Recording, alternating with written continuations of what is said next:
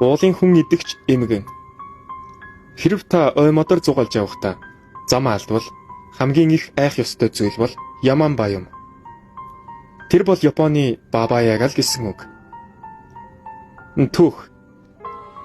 Яманба бол гаднаасаа зүгээр л нэг ядарсан найрсаг хөгшин эмгэн шиг харагддаг. Тэрээр ууланд замаа алдсан аялагчдыг өөрийнхөө урцанд өрж халуун хол дулаан хүнжил санал болгодог. Гэвч энэ бүхэн ердөөл өгөө шим. Нэгэн алдартай түүхэнд өгүүлснээр хэсэг бүлэг худалдаачид шөнөөрөө болж ууланд хорогдох газар хайж яваад нэгэн эмгэнтэй таарчээ. Эмгэн тэдний гэртээ урьж амттай хоолоор дайлав. Гэвч худалдаачдын нэг нь шүн дунд бие засгаар босохдоо эмгэний гал тоогоор санамсаргүй шагааж орхижээ.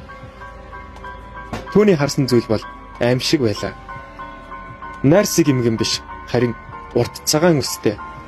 Ам нь чих хүртлээ ангайсан, нүд нь улаанаараа эргэлдсэн нэгэн мангас том худаг ирлэж суув.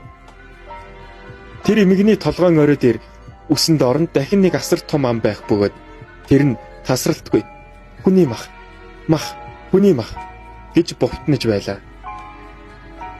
Худалдаачин нөхдөөс ирээж амжин зүхтаасан боловч Яманба тэднийг аалз шиг хурдан хөдөлгөөнөөр хөөж эхлэв.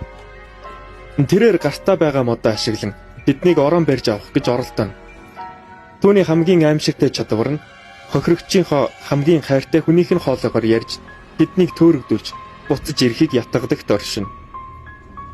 Яманба нь зөвхөн хүн идэж зогсохгүй.